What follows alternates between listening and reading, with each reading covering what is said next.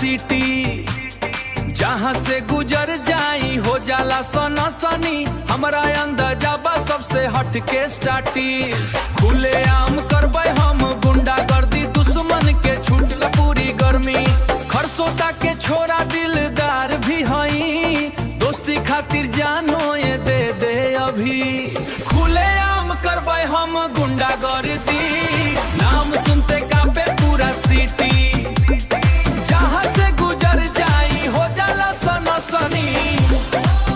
हमर अंदाजा बा हाँ सबसे हटके स्टार्टिस, सबसे हटके स्टार्टिस, सबसे हटके स्टार्टिस।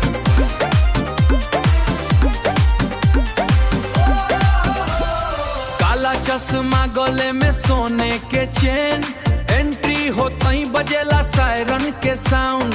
यारन के टोली बोले एक के बाद, भैया के आगे नाटी के हुआज। हमारा नाम सुन के कांपे बाजार, स्टाइल हमारा सबसे दमदार।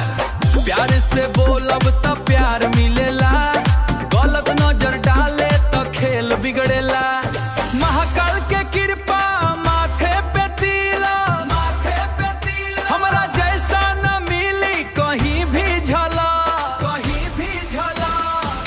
दिल के साफ लेकिन गुस्सा तूफान, एक बार भड़कनी तो मच जाला भूचाल।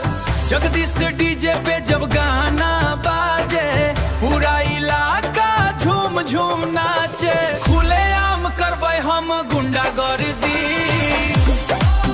लेकिन दिलवा में बसल बा सच्चियारी।